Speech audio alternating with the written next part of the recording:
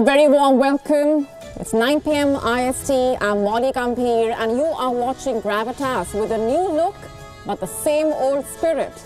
Let's get started.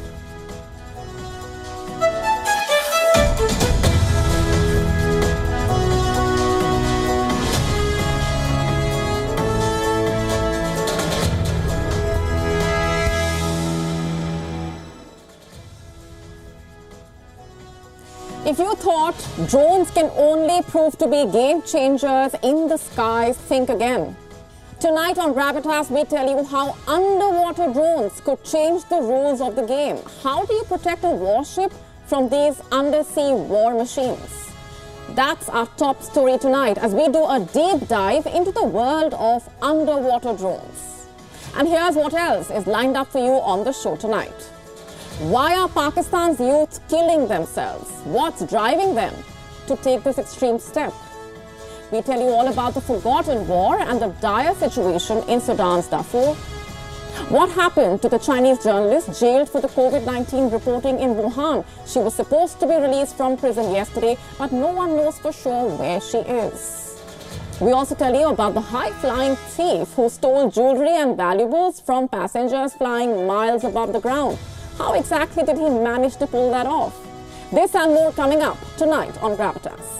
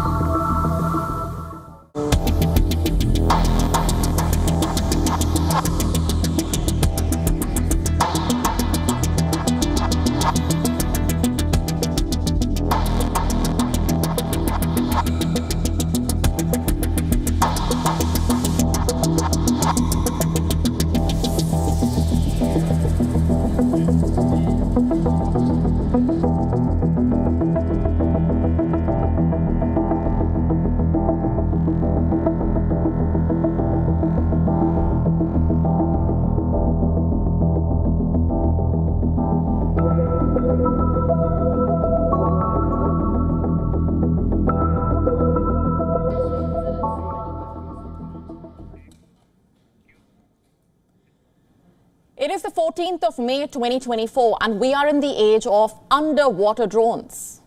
Look at what Australia has unveiled. This is a ghost shark. Australia claims this war machine is quote-unquote the most advanced undersea autonomous vehicle in the world. These drones are long-range, they are hard to detect. The ghost shark can be used for surveillance, collecting intelligence, even attacking an enemy. What you see on your screen is the prototype of the ghost shark. It's called Alpha. 42 Australian companies worked on it. The drone was designed, engineered and manufactured in Australia.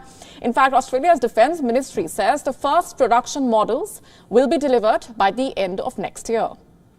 Meaning, come 2026, several such ghost sharks could be swimming in the waters around Australia or in the waters around your country. How do you know? You've seen aerial drones. They have been around for a while now. Aerial drones have been used for surveillance, even assassination missions. I'm thinking late Iranian General Qasem Soleimani. Drones have been used in Afghanistan, reportedly to also spot the Al-Qaeda leader Osama bin Laden's hideout in Pakistan. Drones have changed the skies of Ukraine and Russia. And now they are set to change the seas. This is the Monster Manta ray. This too is an underwater drone. This giant and dangerous drone has been made for the United States of America. Who made it? American defense giant Northrop Grumman. This prototype was tested in California in February and March this year. The drone maker Northrop Grumman says the Monster Manta is ready for a war zone. This Monster Manta is reportedly equipped with 4 propellers. It can carry several payloads of multiple sizes. The Monster Manta is designed to carry out, quote-unquote, long-duration, long-range missions in ocean environments where humans cannot go. It may look and sound like a sci-fi movie plot, except it's reality. Countries are developing war machines one would have previously brushed aside as too futuristic. Here's another American underwater drone, the American Orca. It's a diesel-electric powered, extra-large, unmanned undersea vehicle. This war machine has been made for the US by Boeing. It has been designed to carry out long-duration missions. It has been made to survive in contested waters. The Orca can remain at sea for months. It can carry a range of weapons. It can be equipped with payload modules of up to 34 feet. Not only can the Orca be used as an attack drone, it can also be used for reconnaissance and intelligence gathering, undersea or even seabed warfare. In the year 2022, France launched its seabed warfare strategy. The country's former Minister of the Armed Forces wrote, "The ocean depths are like a new frontier, where ambiguous and hybrid strategies are staged." In 2023, NATO established an undersea infrastructure coordination cell. The Defense Alliance said this new cell will, quote-unquote, facilitate engagement with industry and bring key military and civilian stakeholders together. You see what's happening here? The focus is shifting towards drone warfare at sea, and it's already happening. Ukraine has used underwater drones to attack Russian forces. Houthis are using underwater drones in the Red Sea.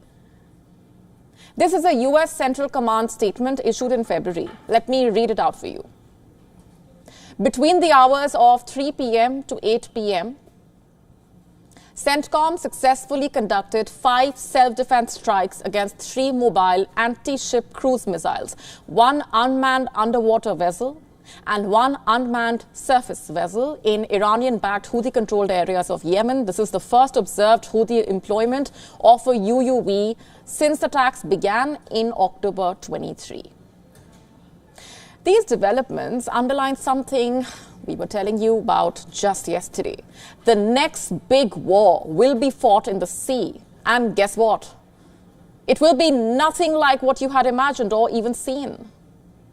This is not the World War era of naval blockade. This is the era of dangerous technologies and drones, or nuclear submarines and stealth war machines. And in this era, mammoth aircraft carriers have become vulnerable to underwater drones that are 100 times smaller. The game is changing and countries are getting war ready.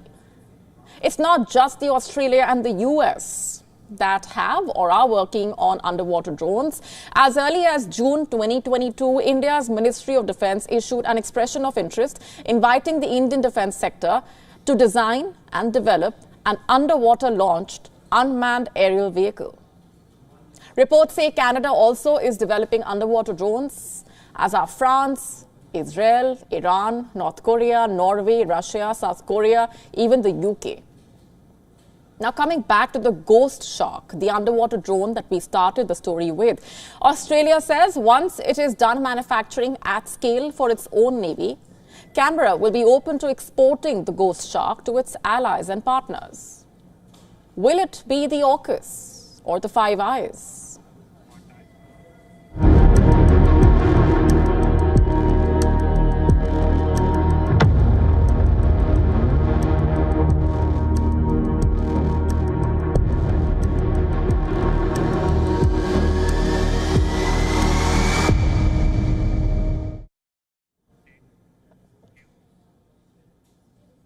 Why are the young in Pakistan killing themselves? This is not a rhetorical question. I have with me numbers that will leave you stunned. Mental health experts in Pakistan say 50 to 55 people are dying by suicide daily. Let me repeat that. 50 to 55 people are dying by suicide in Pakistan every day. Of them, 70% are aged 15 to 29. These are young people we are talking about, young people who are killing themselves. These grim numbers were shared during a recent mental health meet in Islamabad, and they force us to ask, what is really happening in Pakistan? Why are the young in Pakistan killing themselves? Are they feeling hopeless given the state of affairs in Pakistan? Is there a link between these numbers and the lack of opportunities in Pakistan? Mental health experts are pointing to a range of reasons. 1, academic pressure. 2, lack of economic opportunities. 3, cyberbullying. 4, social media addiction. 5, substance abuse. What's the result? 50 to 55 daily suicides. 55 multiplied by 365 is 20,000 plus. Even if you consider this a ballpark figure, it's huge. And it's also a sign of societal failure, the failure of the government of Pakistan. Who else do you blame for the lack of economic opportunity? Pakistan has the money to buy submarines and warplanes from China, but it does not have the money to give its youth access to quality education. How does that work? Who do you blame for the fact? And who do you blame for Pakistan's failure? That such is the dire state of Pakistan that today the country's Prime Minister Shehbaz Sharif is unveiling plans to sell most state-owned firms. In fact, speaking earlier today, Sharif said all of the state-owned enterprises will be privatized. Previously, then Prime Minister Imran Khan was selling government-owned helicopters, bulletproof jeeps, BMWs in order to fill the government coffers. All of this, and Pakistan is still struggling with a high fiscal shortfall combined with a huge external financial gap. Today, Pakistan barely has any foreign reserves. There are barely any foreign companies in Pakistan. No one is opening offices or offering jobs. Who is to be blamed? Look at this. In this page, the government of the UK lists out reasons why UK business should not operate in Pakistan. Let me read out some of the portions for you. The military plays a large role in strategic decisions in Pakistan. From January 2022 to June 2023, the value of the Pakistani rupee depreciated over 62% against the US dollar. There remain serious human rights concerns and violations in Pakistan, including restriction on civic space and freedom of expression and open discrimination towards some minorities. And now have a look at this line. Terrorists are very likely to try to carry out attacks in Pakistan.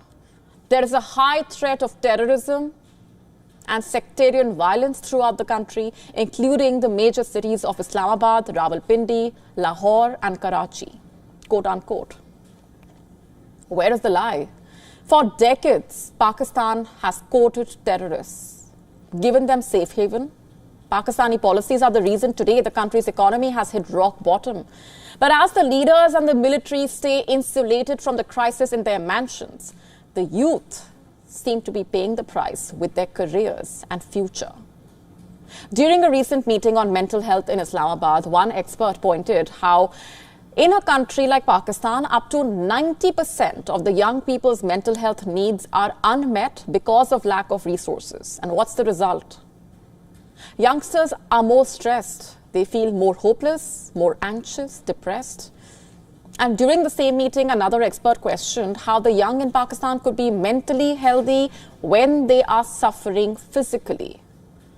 According to this expert, 40% of Pakistan's children are malnourished. Reports say in 2019, 19,331 suicide cases were reported in Pakistan.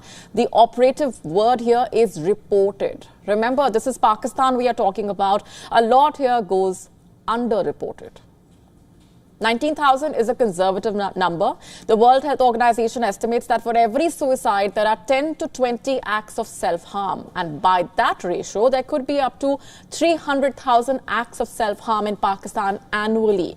Let me repeat that. There could be up to 300,000 acts of self-harm in Pakistan annually. While some are being forced to resort to self-harm, some Pakistanis are running away from the depression that is Pakistan.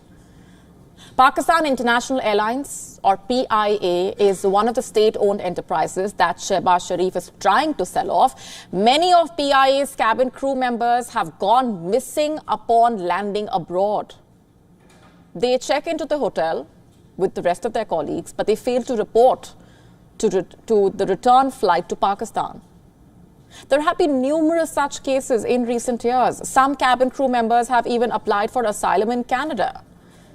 Such is the situation that the PIA has reportedly confiscated passports of its crew. After immigration, the airline has reportedly also asked hotel staff to keep an eye on the staff.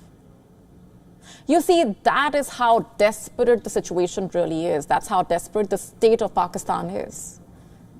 So would you really blame those who are being forced to take their lives in Pakistan?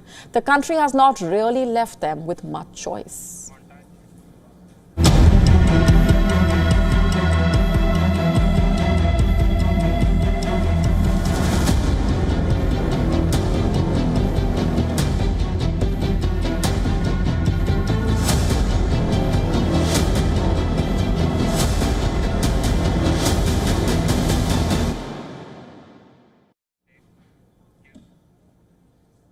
We have been talking about Ukraine, also about Gaza, all the regions where the war is likely to spill. But there is one war that has been conveniently forgotten by the world, the one being fought in Darfur. While there is a long history of conflict there, a civil war has been raging in the Sudanese region for the last 1 year. Yet the West's attention is elsewhere. So tonight on Gravitas, we shift our focus towards the forgotten war. Let's start with the basics. Darfur is the westernmost province of Sudan. This is where it lies on a map. The country's population is dominated by Muslims who are ethnically Arab. The same applies to Darfur. However, it is also home to approximately 80 tribes and ethnic groups, and that is where the conflict stems from, at least a part of it. The rest is because of the political power tussle. Darfur is stuck in a deadly power struggle between two armed forces, the Sudanese armed forces, which ousted the former president in a coup in 2019, and the paramilitary group Rapid Support Forces. Last year in April, a civil war broke out between the two groups. As they continue to fight for dominance, they have pulled the entire country into terror with them. A recent report by the Human Rights Watch has revealed horrific details of a brutal ethnic cleansing, sexual violence, torture, war crimes, and crimes against humanity. And which groups are being targeted? Basically, anyone who is not an Arab.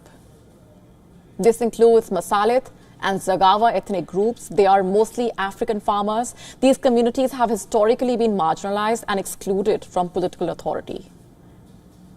The roots of the conflict run deep. While the ethnic differences had been there for decades, things boiled over in 2003. A rebellion erupted.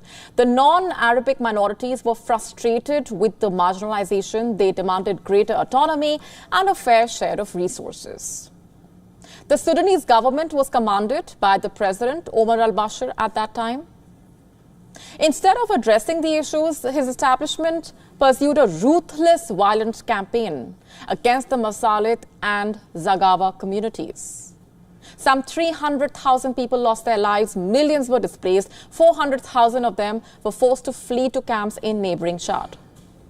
And since then, the conflict has continued with intermittent periods of reduced violence, but things took a turn in April 2023. The UN report focuses on the months following the beginning of the war, primarily in the city of El Geneina and the suburb Ardamata. These regions have large Masalit populations. The RSF, along with Arab militias, engaged in a campaign to marginalize the Masalits and seize political power from the group. According to the report, it has targeted community and political leaders, teachers, lawyers, human rights defenders, and religious figures, allegedly kidnapped and killed the Masalit governor of West Darfur. An estimated 10,000 to 15,000 people were killed in El Geneina alone last year. About 9 million residents have been displaced. The details are gory. parents were killed in front of their children. As they cried for help, the children died too. Panic-stricken people fleeing attacks became moving targets. Entire communities were set ablaze and destroyed. Dislocation, hunger, and thirst have followed. People have been forced to eat grass and peanut shells. Aid agencies say 25 million people are in need of urgent assistance. After all this horror, the Darfur war has managed to catch only a handful of headlines. That too only because of the Human Rights Watch report. Even though it has largely been ignored, the war is not over by any means. And there are fears that what happened in El Geneina last year is about to happen again. The city is on the precipice of a large-scale massacre. The US ambassador to the UN recently warned, will the world leaders take note of the question? Will they intervene? Or are they too occupied with Europe and West Asia?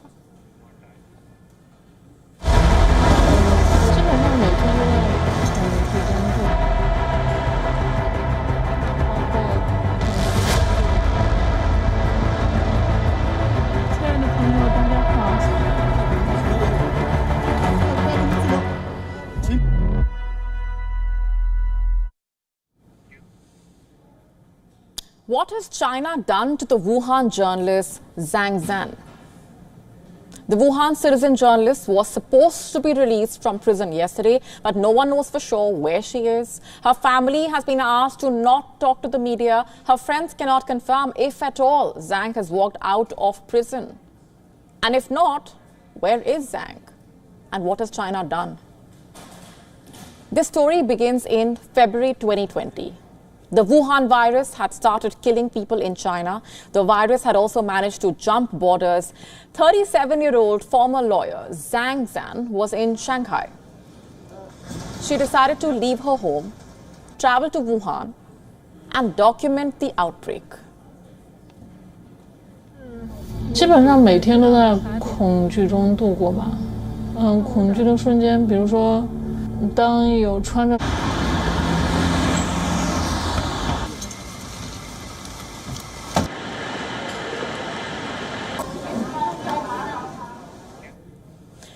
For over 3 months, she went around Wuhan with her camera. She exposed what China was trying to cover up: the overflowing hospitals, the empty shops. For 3 months, Zhang posted her reports on social media, showing the world what was really going on, telling stories, what China wanted to keep a secret. 是2020年的2月19号晚上10点，街道上几乎没有人。就如果凭着我在街上找的话，除了这座城市现在处于瘫痪状态之外。In mid-May, Zhang abruptly stopped posting on social media. Reports said she went missing on the 14th of May 2020. A day later, it was revealed that the police had detained her in Shanghai. China pressed charges against Zhang. It accused Zhang of spreading false information through text, video, and other media through platforms like WeChat, Twitter, and YouTube. She was found guilty of picking quarrels and provoking trouble. Are you wondering what that means? Well, it's a sample of the absurd charges that China slaps on its activists. China sentenced Zhang to 4 years in prison. Zhang's arrest was meant to intimidate the others who were documenting the Wuhan virus chaos in China. The virus from China went on to kill millions around the world. 4 years have passed since Zhang's sentencing. She is now 41 years old and she is supposed to be back with her family. Except there is no confirmation that she has been released from prison. Let me read out for you what one of the members of the Free Zhang Zhan campaign has told the British press. I'm quoting, "So far, I have not received any confirmation that Zhang Zhan has left the prison and is home with her family. We are still all waiting." I understand that her parents and brother have been under enormous pressure and warned severely not to give media interviews. Friends' calls are also left without answers. These are extremely worrying signs, quote unquote. Zhang had gone on a hunger strike following her arrest. Her lawyer said Zhang was in very poor health. In December 2020, Zhang's lawyer said the citizen journalist was being force-fed via a feeding tube, adding that she was restrained 24 hours a day. That such is Zhang's condition that she, quote-unquote, needs assistance going to the bathroom. She feels psychologically exhausted. In 2021, Zhang's mother said her daughter could not hold her head up. That's how weak she had become. On Monday, China's foreign ministry spokesperson was asked if Zhang had been released from prison. Wang Wenbin declined to comment. Instead, he said, and I'm quoting again, "What I can tell you is that China is a country governed by the rule of law. Anyone who violates the law should be punished by law," quote unquote. Goes without saying, Zhang did not violate any law. She was exercising her freedom of expression, her freedom of speech. She was supposed to be protected under press freedom. But China, you see, does not understand any of this. It also is not a fan of transparency or truth.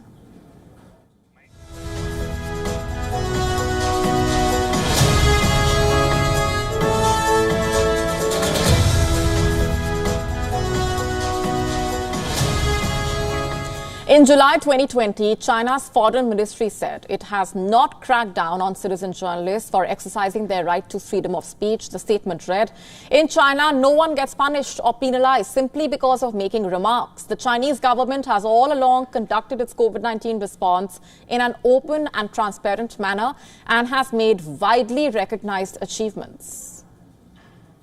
There's so much that is wrong with that statement.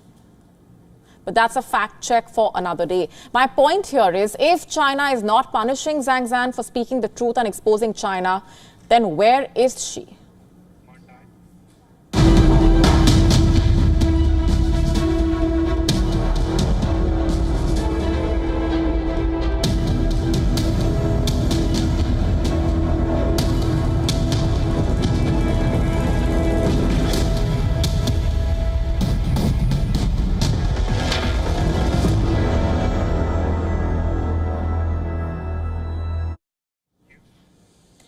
Our next story is about remarks made by the US ambassador to India, Eric Garcetti. He spoke about how the US allowed India to buy Russian oil to ensure that the prices did not go up globally. Our next report telling you more about what he said and why his statement has left behind a series of questions. US Ambassador to India Eric Garcetti has claimed the US had allowed India to buy Russian oil. He said that they allowed the purchase to take place to ensure the prices did not go up globally. Global oil prices did not shoot up, and India delivered on that. His statement has triggered a series of question marks. First, let's get you some context. After the Russia-Ukraine war broke out, India continued to buy crude oil from Russia. But it was condemned by the US for doing so. In the aftermath of the war, the US urged countries, including India, to decrease their reliance on Russian energy sources.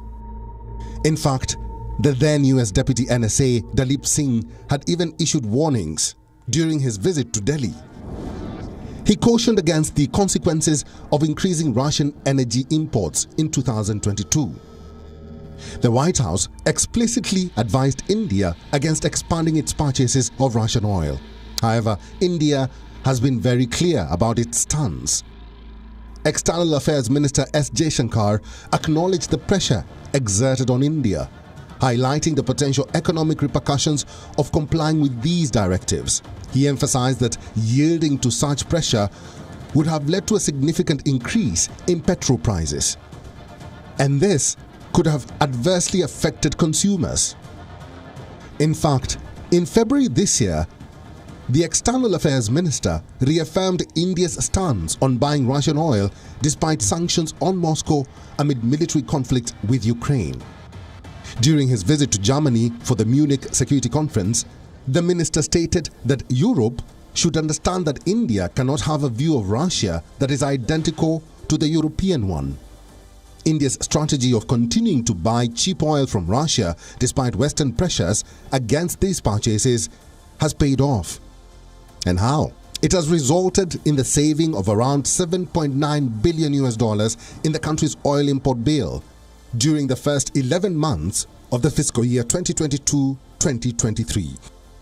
It has also helped the country lower its current account deficit.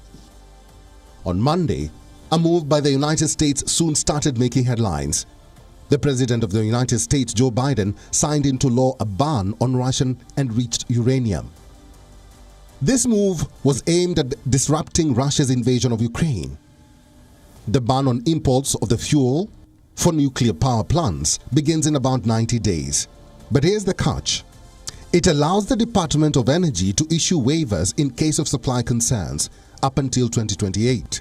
The Prohibiting Russian Uranium Imports Act is aimed at reducing and ultimately eliminating America's reliance on Russia for civilian nuclear power. But what was the US doing for 2 years? Why did it take them all this while to make this move? Why the delay in banning Russian uranium? According to US Energy Department data, Russia provided almost a quarter of the enriched uranium used to fuel America's fleet of more than 90 commercial reactors, making it the #1 foreign supplier. Those sales provided an estimated $1 billion a year to Russia. Replacing that supply could be a major challenge. It also risks raising the costs of enriched uranium by about 20%. Will the move boomerang? And while the ban is finally in place after a long delay, will waivers be issued? Time will tell. Bureau Report, WION, World is One.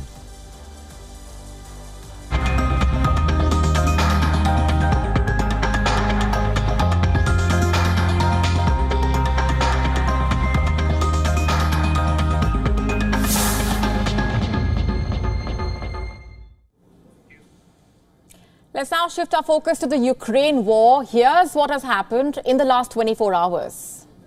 Russia is continuing to pound Kharkiv. It's Ukraine's second largest city. By attacking Kharkiv, Russia has opened a new northeastern front in the war. Because for the last 2 years, both the sides had been fighting largely in the east and south. The Ukrainian authorities have released drone footage showing the current state of Kharkiv's Korotych settlement. Take a look.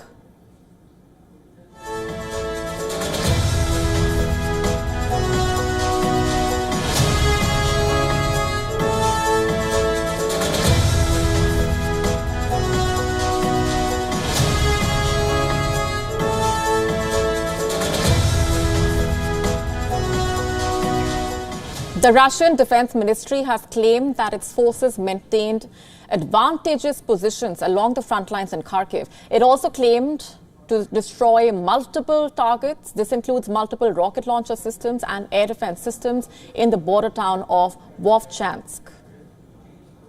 Meanwhile, the Ukrainian armed forces have reported over 100 battles in the frontline area. They claim they have targeted Russian electronic warfare systems, command posts, ammunition depots, and also shot down a Russian Sukhoi Su-25 attack aircraft. However, the biggest headline today is the US Secretary of State Antony Blinken is in Kiev. It's supposed to be a surprise visit.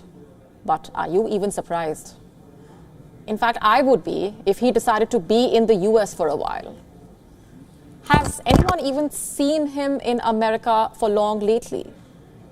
The top American diplomat has become the Lord of the Air Miles of late. And why is he in Ukraine exactly? To reassure Zelensky of American support? After all, he has come bearing a long-delayed US aid package. Listen into what he had to say. We know this is a challenging time, but we also know that in the near term, the assistance is now on the way. Some of it's already arrived, more of it will be arriving, and that's going to make a real difference against the ongoing Russian aggression on the battlefield. And we're determined, along with many other partners for Ukraine, to make sure that you succeed on the battlefield. And after this speech, Blinken was seen enjoying a pizza with Ukraine's Foreign Minister Dmytro Kuleba. Hello, it's here, and they also offer the service where you could actually order pizza, for instance, straight to the military unit. Yes, and that was also. This probably should go as I follow a lady on Instagram who gives advices and proper 2 Ukrainian pizzas. One of them is actually called Ukrainian. Well, I have to say, as somewhat of a knowledgeable person about pizza, as most Americans are, the pizza here is superb. I highly, highly recommend it. The Ukrainian pizza, as you called it, was excellent. Could not have been better. And look, I think it's appropriate that, yes, we went to McDonald's last time. Now we're at a Ukrainian pizza place. Next time we'll have to figure out what cuisine to try, but... Enjoying pizza, giving reassuring speeches, taking multiple foreign trips. That's all that Blinken seems to be doing these days. And I'm not the one saying that only. I have numbers. You can see for yourself, Blinken has flown for over 834,000 miles. So would it be wrong to call him the Lord of the Air Miles? Since the war started in Gaza, Blinken has made as many as 6 tours to West Asia with multiple stops. Has he found a resolution yet? There is no ceasefire deal, no hostage exchange deal as of now. The war still continues.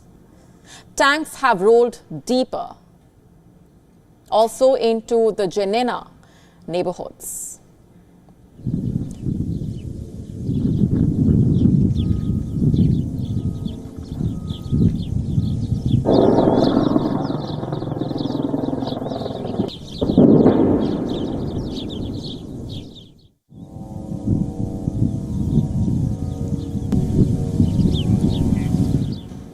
Now, just a week ago, Blinken was in Guatemala. Before that, he traveled to Jordan, Saudi Arabia and Israel. The Kiev trip is his 3rd one in May, and we're only halfway through the month.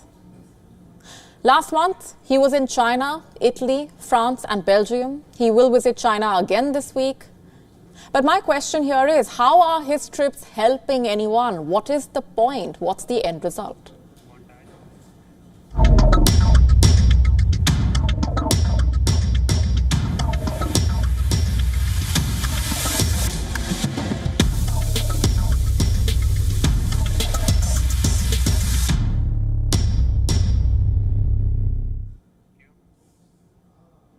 From the flying diplomat, let's move on to the high-flying thief.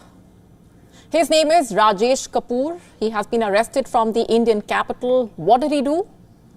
Stole jewelry and valuables from passengers, flying miles above the ground. That's right. This man boarded 200 flights, traveled for thousands of miles for over 100 days, all to steal from passengers. He was good at what he did, but not good enough to deceive the police forever. Last month, a woman traveling from Hyderabad to Delhi claimed that jewelry worth 7 lakh rupees had been stolen from her handbag. A man from the US complained that valuables worth 20 lakh rupees were stolen from his cabin bag. There was some obvious pattern here. How exactly were valuables worth lakhs of rupees suddenly disappearing from airports? So the police did some old school research. They scanned several hours of footage from Delhi, Hyderabad, Amritsar airports. And in the end, the evidence pointed towards this man, Rajesh Kapoor. So how exactly did he execute these thefts? Airports, after all, are among the most highly secured areas in a country. Fooling airport authorities is no child's play. Kapoor has revealed how exactly things worked out. First of all, he targeted passengers who took connecting flights. For example, the woman traveling from Hyderabad to Delhi in April had to board a connecting Air India flight to the US from Delhi. Similarly, the US resident I told you about was traveling to Frankfurt from Amritsar and again had a connecting flight from Delhi. Once he had his target locked, the thief would observe their behavior at the airport. He would follow them, slyly try to read the information on the baggage declaration slip. That's how he managed to get the details of the valuables inside the bags. The police said they saw the man interact mostly at the boarding gate.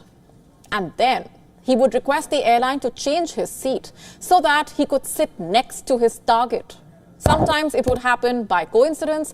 Other times he would urge the airline to do it. And after sitting near his target passenger, Kapoor would pretend to adjust the bags in the overhead section, and that's when he did the dirty job. Under the pretense of adjustment, he would steal jewelry and other valuables as other passengers would board the flight. He mostly stole from elderly and female passengers from airports like Delhi, Chennai, Hyderabad, Chandigarh, Mumbai, Amritsar. A large quantity of gold and silver jewelry was recovered from his house in Paharganj. However, he also revealed he sold the stolen jewelry to a jeweler in neighboring Karol Bagh. Interestingly, he started out by stealing in trains, but later on he gathered the nerve to start doing it at airports and on airplanes.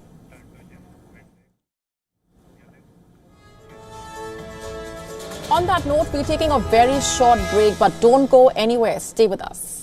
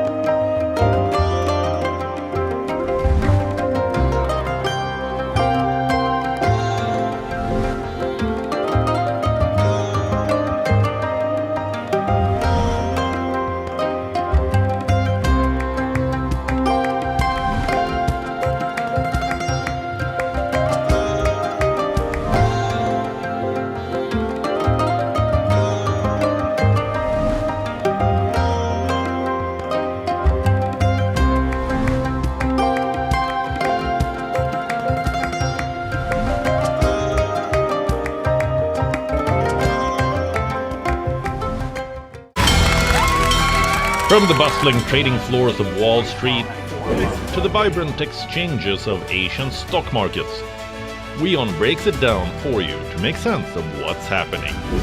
As we reveal the key factors behind events, strategic battles, and the game-changing business decisions that shape the world. We bring you all of this and more on World Business Watch.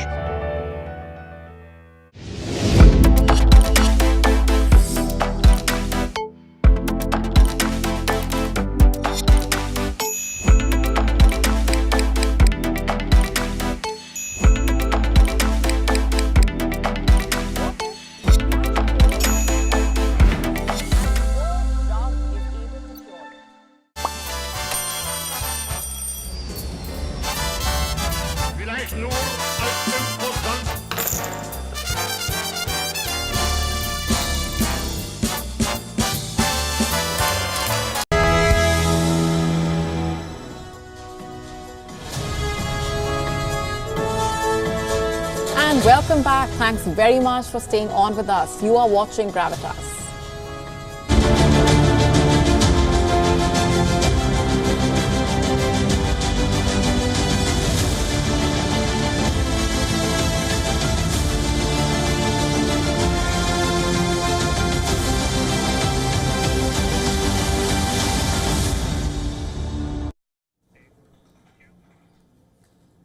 In healthcare economics, the introduction of weight loss injections like semaglutide is more than just a victory for waistlines.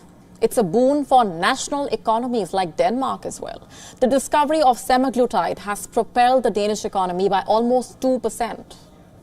But another interesting study suggests that there is more to the bottom line than flat waistlines. Have a look at our next report to find out more. Would you be surprised if we told you governments are more interested in your waistline now than ever before? The recent study heralding a 20% reduction in heart disease deaths with semaglutide has triggered a wave of excitement. However, behind this medical marvel lies a complex economic landscape ripe for analysis. Firstly, let's address the demand. As the appetite for these injections grows, so does the strain on supply chains. The market is so hot that we are seeing a global black market emerge, a clear sign that the economic pulse is racing faster than the supply can handle. From an economic perspective, the potential benefits are tantalizing. A healthier population means reduced healthcare costs in the long run, coupled with the promise of enhanced workforce productivity. National budgets might be eyeing these drugs not just as lifesavers, but as productivity boosters. A pill that can trim down economic inefficiencies. But are these weight loss injections an economic panacea? Not quite. The challenge lies in making them accessible to the masses without slimming down the national budget. Economics, like waistlines, requires a delicate balance, ensuring affordability while reaping the benefits of a healthier society. As demand soars and supply struggles to keep up, the true economic impact of these injections remain to be seen.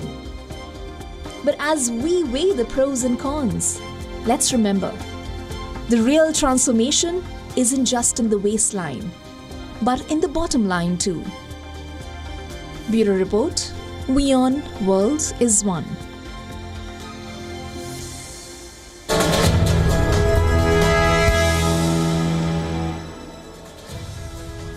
Time now for Gravitas recall.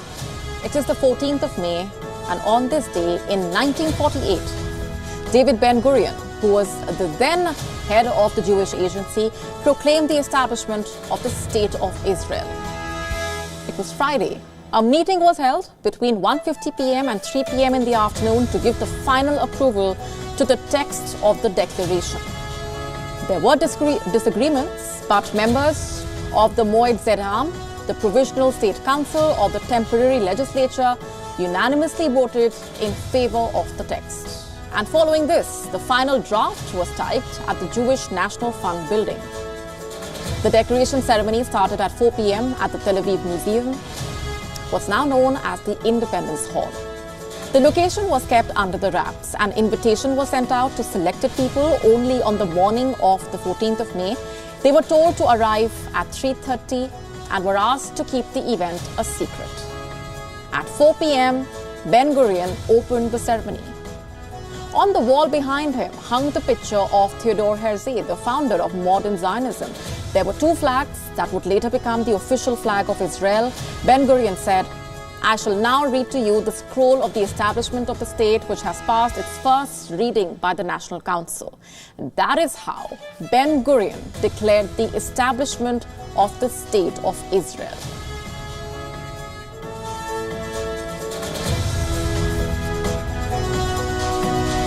And with that, it's a wrap on this edition of Gravitas Tonight. This is me, Molly Gambhir, signing off. Thanks very much for watching.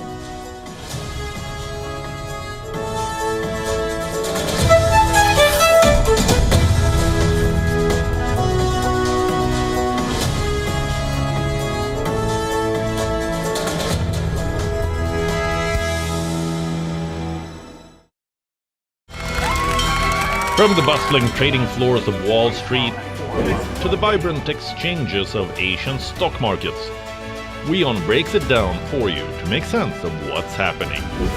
As we reveal the key factors behind events, strategic